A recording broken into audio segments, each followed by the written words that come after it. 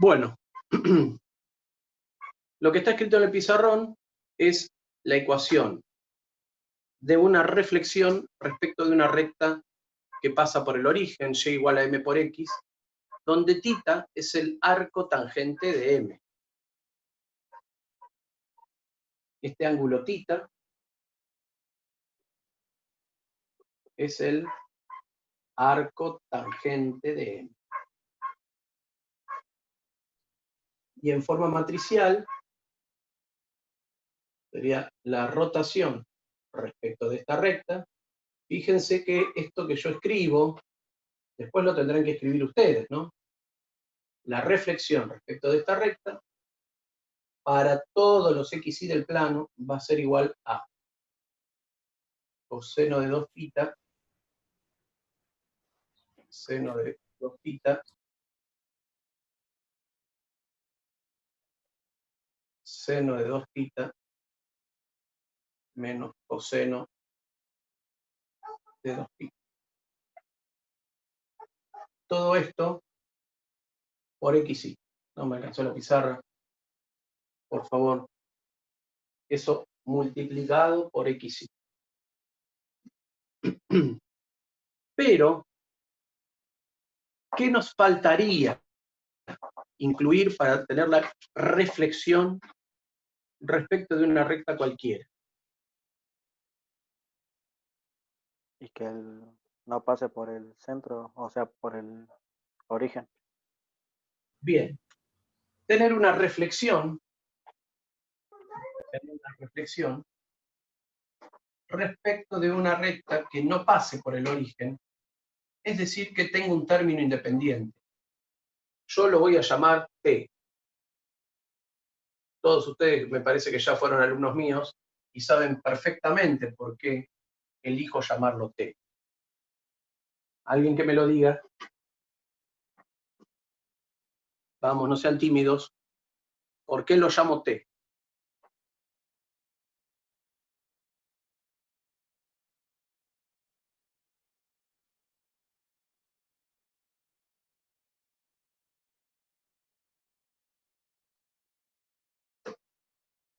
Ustedes, si es que no lo saben, o son tímidos. Yo la verdad que no sé.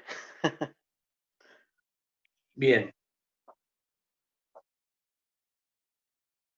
Bueno. Sé que esto va a quedar grabado y puede ser usado en mi contra. No recuerdo yo tampoco. Voy a ser muy claro en por qué elijo llamar T al término independiente de esta función lineal.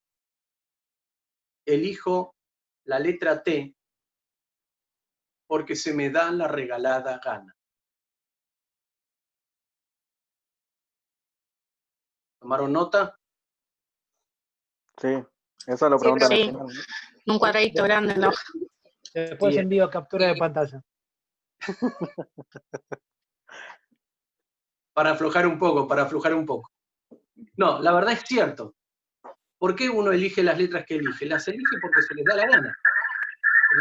Digamos, lo que estoy queriendo decir con esto...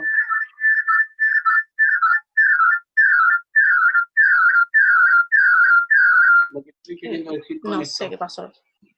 Ahí silencié por eso. Lo que estoy queriendo decir con esto es que las letras que nosotros utilizamos en clase son absolutamente arbitrarias. Porque lo vimos así cuando lo estudiamos, pero a su vez alguien antes tomó una decisión y nosotros muchas veces, en vez de poner acá m por x más t, van a ver libros que dicen, bueno, ponen a y b, ¿sí? Y a mí, yo cuento una anécdota de la primera vez que di cónicas en un profesorado lejano, ya no existe. Terminé de hacer todo un desarrollo para demostrar la ecuación de la elipse.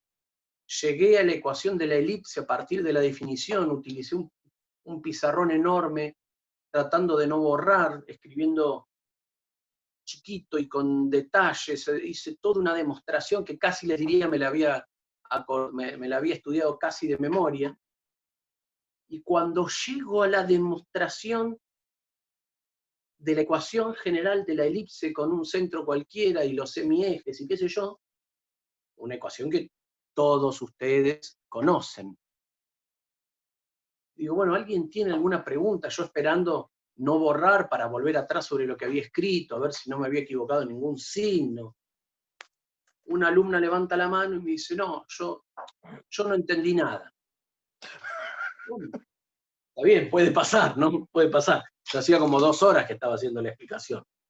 Digo, bueno, a ver, ¿qué parte no entendiste o dónde te perdiste? Así retomo la explicación. No, Desde buenas tardes. yo no entiendo nada porque en mi libro, a usted le quedó ahí una M y una N y acá en mi libro dice A y B. Entonces, yo primero lo tomé a chiste y cuando me reí, la alumna se enojó porque creía que le estaba tomando el pelo. Me lo estaba diciendo en serio. Me lo estaba diciendo en serio. Entonces, yo siempre, ahí me quedó cómo uno a veces cae en determinadas arbitrariedades y las maneja con naturalidad y no es consciente de que el alumno que está del otro lado dice, ¿de dónde salió esa letra? Bueno, yo creo que ustedes saben de dónde salió la letra, pero por ahí sus alumnos de la secundaria pueden llegar a perderse. ¿Y de dónde salió esa T? ¿De dónde salió esa M?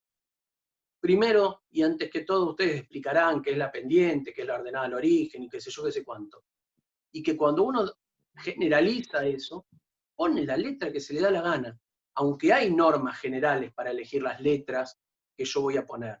No le voy a poner, por ejemplo, una Z, no le voy a poner una W, porque me guardo las últimas letras del alfabeto para las variables. ¿A ustedes les está haciendo como que enfoca y desenfoca el teléfono?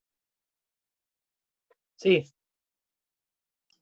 La verdad les digo, no sé cómo solucionarlo.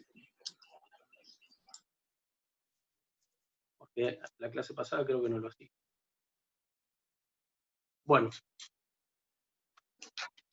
Ahí dice tita igual arco tangente y lo de al lado no lo alcanzo a ver. M. Arco tangente de M. Ah. ¿Sí? El arco tangente de la pendiente. Bueno, vamos rápido con esto, porque esto es algo que ya estuvimos haciendo en las clases anteriores. Yo, con las cosas que sé hacer, tengo que poder construir una composición para lograr lo que necesito lograr ahora.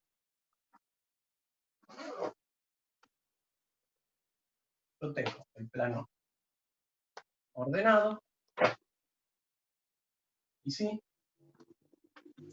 en este plano ordenado tengo una recta cualquiera, y igual a m por x más t. Saben que este puntito va a ser el punto T. Va a ser el punto T grande. Perdón, 0 grande. ¿No? Este es el punto 0 grande.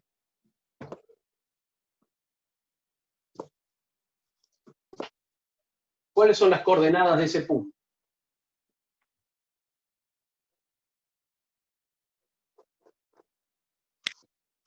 Las coordenadas de este punto son 0 de x, 0t.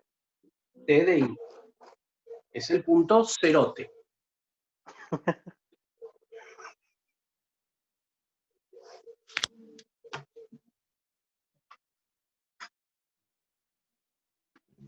Bien.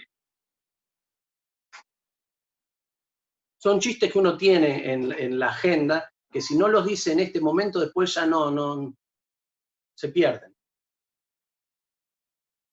¿Cómo escribo? No tiene ballet. Supongamos que yo tengo un punto cualquiera P acá. Su reflejado va a estar acá. Este va a ser P'. Supongamos que tengo un punto Q por acá. Su reflejado va a estar por acá. Va a ser Q'.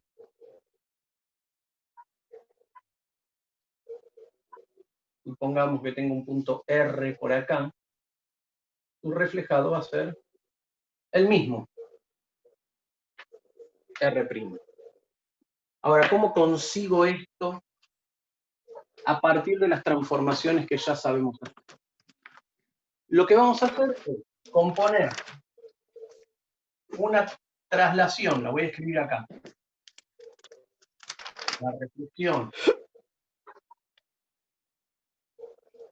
va a ser el resultado de una traslación de vector. ¿Qué vector? Este vector.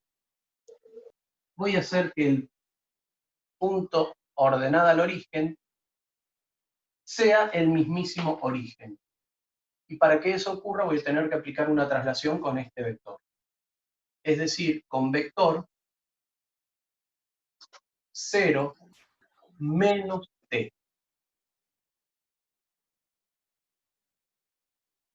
Después que conseguí esto, voy a tener la recta acá. ¿Y qué ventaja tengo si tengo la recta ahí? Es que tengo una recta que pasa por el origen. ¿Sí? Digamos, a este vector le apliqué esta traslación. Y ahora, lo que voy a tener que hacer es componer esta traslación con una reflexión de esa recta, pero pasando por el origen. Es decir, que lo voy a tener que reflejar respecto de la recta punteada. Me va a quedar más o menos por ahí. ¿Y terminó la cuestión ahí? No, porque si yo lo dejo ahí, no me queda el punto P' donde tendría que estar. ¿Qué me estaría faltando?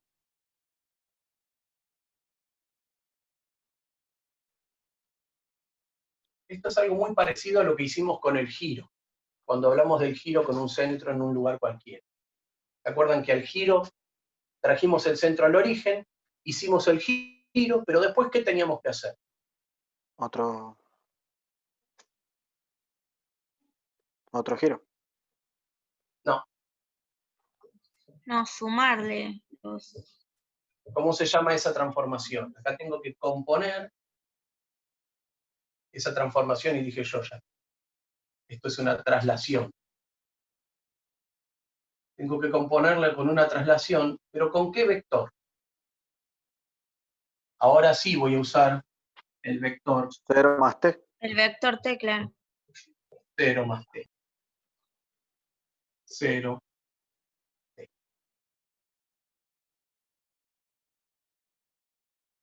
Por razones de tiempo, no voy a hacer toda la composición como la hice en el giro, pero ustedes tienen el modelo de la clase donde expliqué el giro, cómo fui componiendo una cosa con otra. Yo les voy a escribir la ecuación terminada, digamos. La ecuación terminada.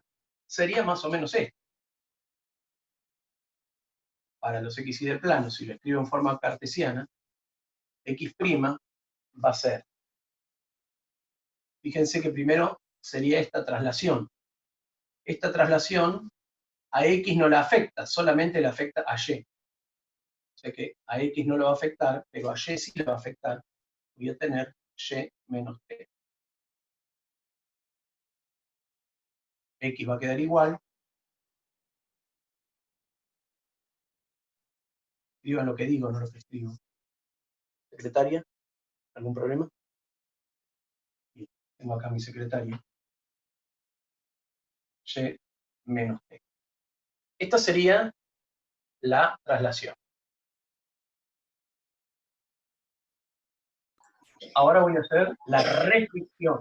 Voy a hacer la reflexión. Entonces acá voy a tener coseno de 2θ más seno de 2θ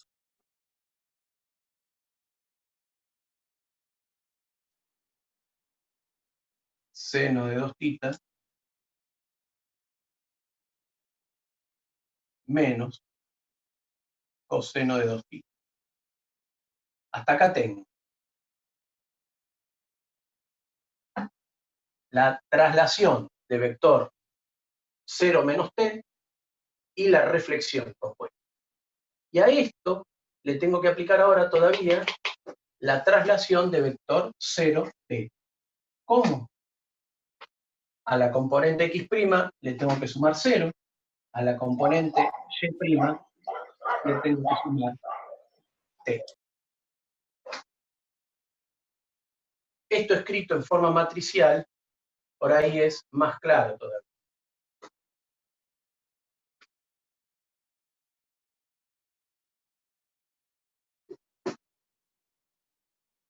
Esto va a ser la ecuación, la matriz característica de la reflexión. La matriz característica de la reflexión, de la cual ustedes después van a buscar las condiciones necesarias y suficientes. Coseno de 2 θ, seno de 2 θ, seno de 2 θ, menos coseno de 2 por xy, al cual le apliqué la traslación de vector 0 menos t. ¿Ven? Primero la traslación de vector 0 menos t, multiplicado por esta matriz, quiere decir que estoy haciendo la reflexión, más el vector 0t. Es decir, la traslación de vector 0t. Esta será, entonces, la ecuación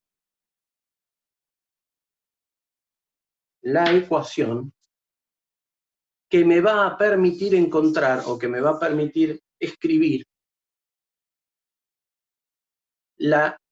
cualquier reflexión respecto de una recta cualquiera del plano. ¿Esa es la ecuación de la reflexión? No. Pero a partir de esto, yo reemplazo el valor de θ por el arco tangente de m y reemplazo t por el término independiente, y ahí tendré que resolver, ya sea en forma cartesiana o en forma matricial. Repito que, yo no sé si ustedes lo ven, pero una vez que uno maneja esto, la forma matricial termina siendo más clara a la vista.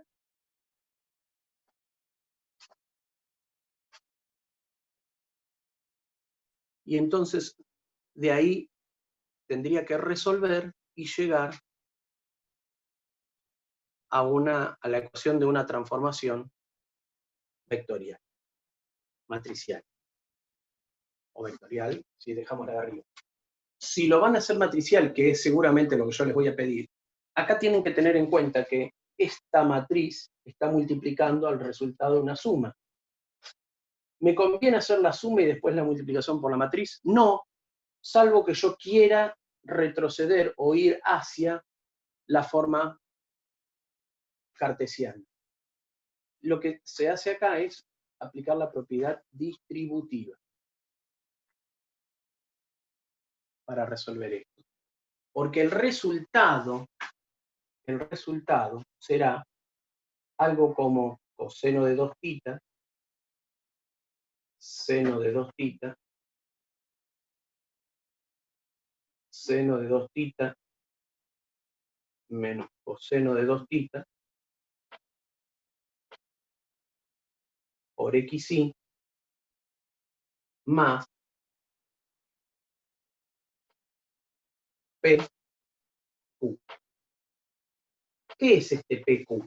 Este PQ es el resultado de todo lo que me quede como término independiente al hacer esta propiedad distributiva y al sumar el vector 0t.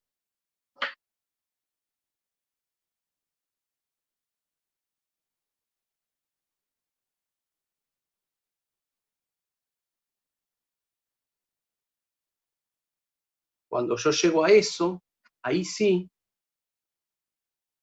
estoy en presencia de la ecuación, en este caso matricial, de la ecuación matricial de una reflexión.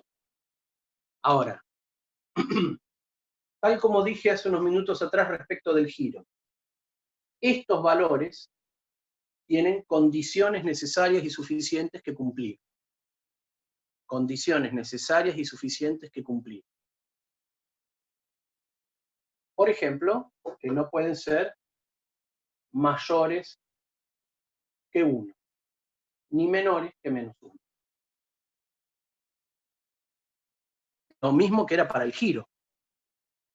También tendrá que ocurrir que el cuadrado de este más el cuadrado de este me tiene que dar 1.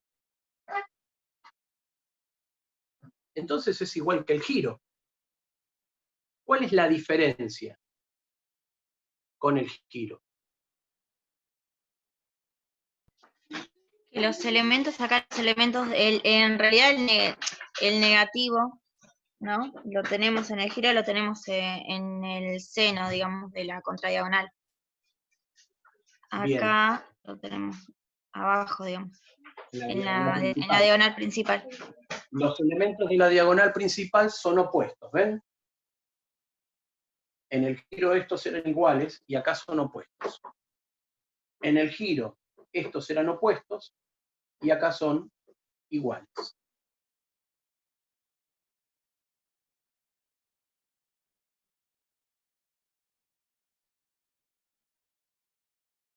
Esa es la gran diferencia. También ocurre algo respecto de esta matriz, que no lo mencioné para el giro, va a aparecer seguramente en el texto, y es qué es lo que pasa con el determinante de esta matriz. ¿Sí? Anote por allí qué pasa con el determinante de esa matriz.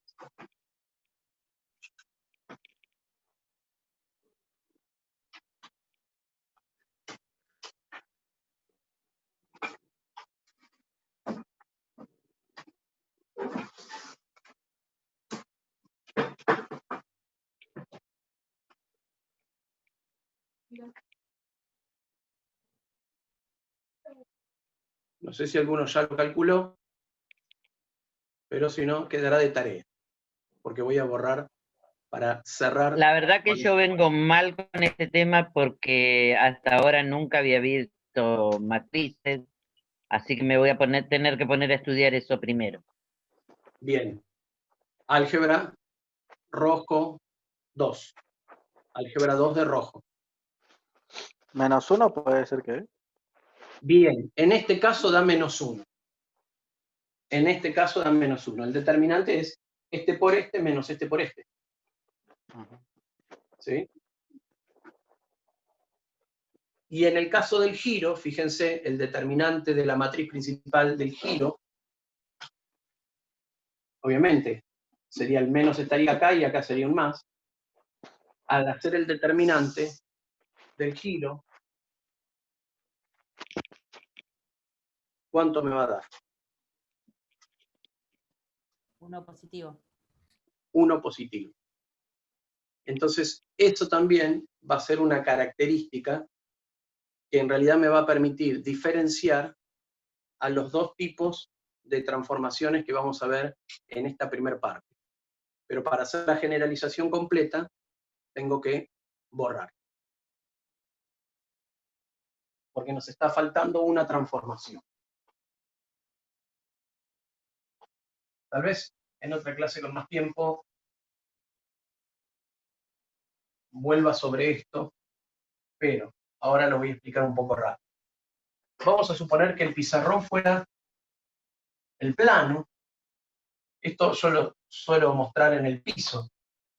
Vamos a suponer que el borrador es una figura. Si aplico una transformación a este plano y pasa esto, yo puedo determinar un vector y puedo observar que hay una traslación. Una cosa que pasa con las figuras en una traslación es que los lados correspondientes son paralelos. Obviamente no cambia la forma, los lados correspondientes son paralelos, y eso es algo que puede identificar una traslación, en principio.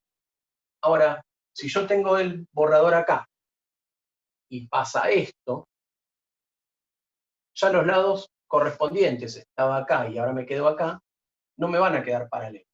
Se trata de un giro. Ahora, si yo tengo el borrador acá y hago esto, fíjense que pasó algo muy importante. Tienen que decírmelo ustedes de la pura observación. Tengo el borrador acá, aplico la transformación y pasó esto. ¿Qué pasó? Hubo un giro. No. No hubo un giro. Miren cómo está el Cambiaron borrador. las paralelas. Cambiaron las paralelas. Estaba así. Estaba así. Sí. Y ahora está. ¿Cambiaron ¿Qué le las pasó? paralelas? ¿O no? Cambió el plano, en realidad. La rotación.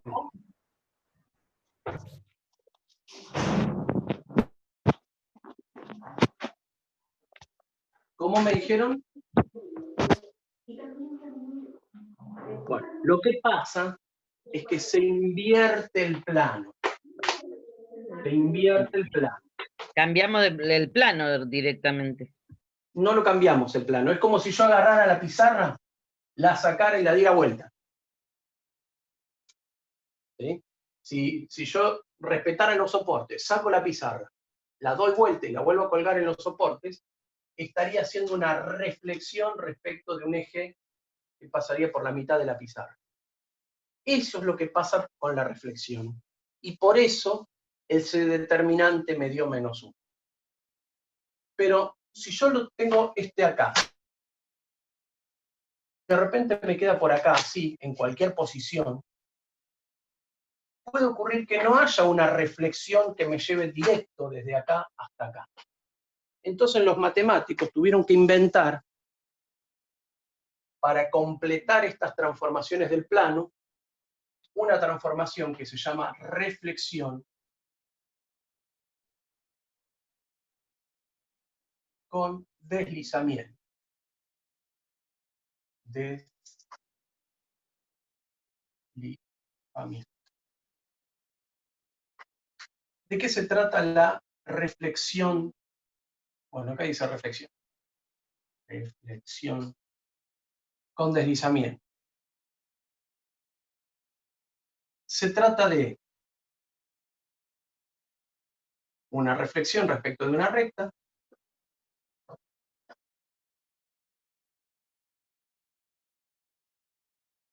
compuesta con una traslación de vector paralelo al eje de reflexión. Reflexión respecto de una recta, como la que ya vimos, pero ahora voy a hacer una traslación siempre con un vector paralelo al eje de reflexión. Y entonces, para ir desde P a P', no voy a tener una reflexión directa que me lleve.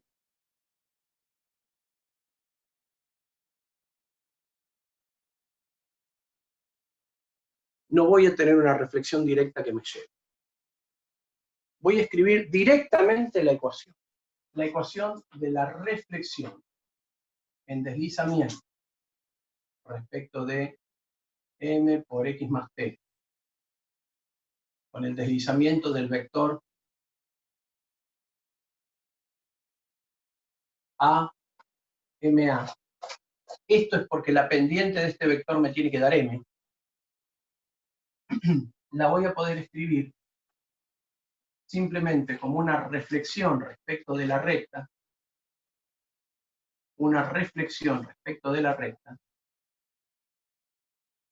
compuesta, para adelante o para atrás, acá el orden va a ser indistinto, con una traslación de vector a m. Ni siquiera voy a escribir la forma genérica porque no tiene mucho más sentido. Repito, la traslación puede ser previa a la reflexión o posterior a la reflexión. En este caso, lo escribo así porque la traslación la estoy haciendo previa a la reflexión. ¿Sí? Esto completaría lo que se conocen como el grupo de las isometrías. Y con esto voy a terminar la clase porque se me está acabando el tiempo y quiero dejarlo acá. Isometrías.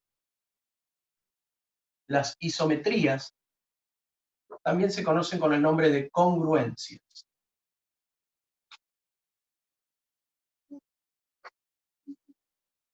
Y su característica principal es que las distancias son una propiedad invariante.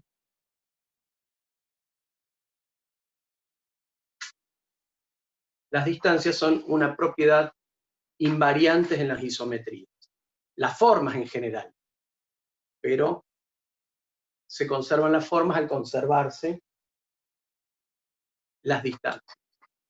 Las isometrías se clasifican en dos: las directas y las inversas. Las directas, que son la traslación y los giros. Las inversas, porque se invierte el plano, que son la reflexión y la reflexión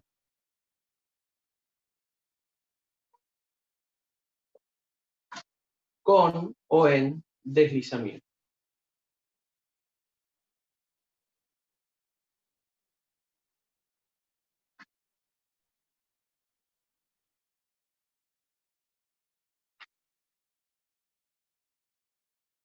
Y hasta aquí llegamos hoy. Mañana vamos a ver una transformación donde el gran invariante de las isometrías o congruencias no se va a respetar, y esta transformación que vamos a ver nos va a abrir la puerta a un sinfín de otras transformaciones, que es la homotesia.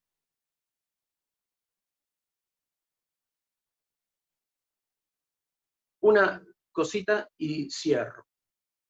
Nosotros normalmente decimos muchas veces en el aula, cuando hablamos de geometría, ellos que damos geometría, que las figuras no son iguales, son congruentes. Las figuras no son iguales, son congruentes. Y muchas veces, para que nos terminen de entender los pibes, decimos, sí, este triángulo es igual a este triángulo. Pero en nuestro interior sabemos que no son iguales, son congruentes. ¿Cómo es la cuestión? La cuestión es que la congruencia es una relación que se establece entre figuras. Dos figuras son congruentes cuando una se puede obtener de la otra a partir de una isometría, sea directa o sea inversa. Dos figuras son congruentes cuando una se puede obtener de la otra a partir de una isometría, sea una traslación o un giro, sea una reflexión o una reflexión con deslizamiento. No hay otra transformación que sea isométrica que no sea ninguna de estas cuatro. Por eso es que se tuvo que agregar esa última, que es la reflexión con deslizamiento, medio traída de los pelos. Acá finalizo yo. Si hay alguna pregunta de último momento, hablan ahora o callen hasta mañana a las 18 horas.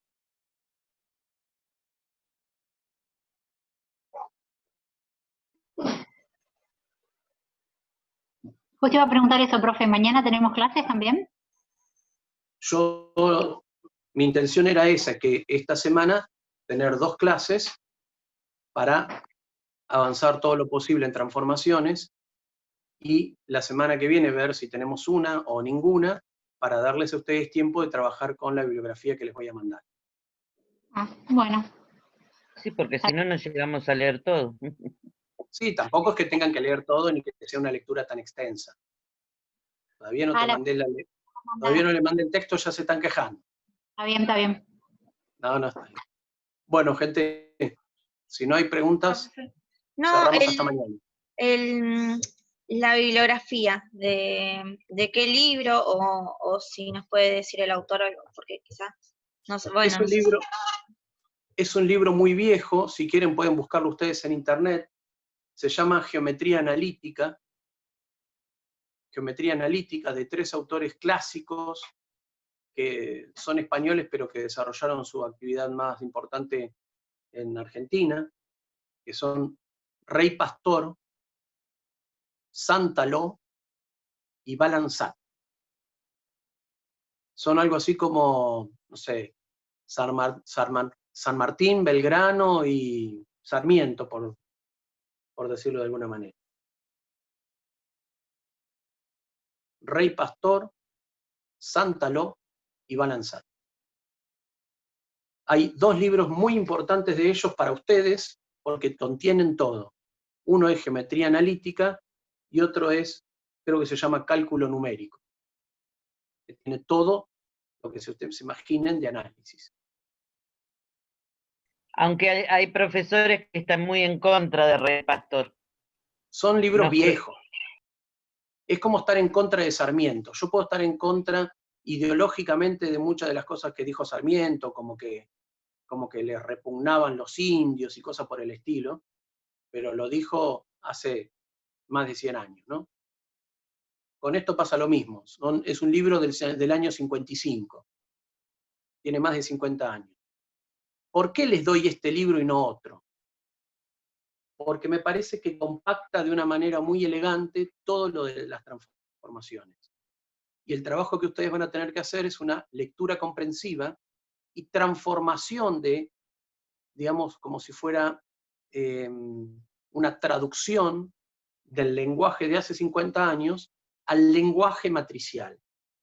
Todo lo que ustedes lean lo van a tener que transformar al lenguaje matricial. Yo les voy a dar una guía, por supuesto. Yo en el 41, cuando hice geometría, hicimos todo esto, pero en el GeoGebra.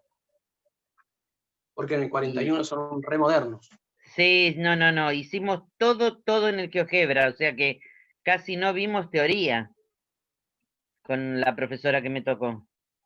De esto le estoy hablando hace 8 años atrás, ¿no? Está bueno, sí. A mí no me gusta el GeoGebra. No digo que no lo usen, ¿no? Por supuesto, no les voy a negar la utilización de un recurso tan lindo e interesante.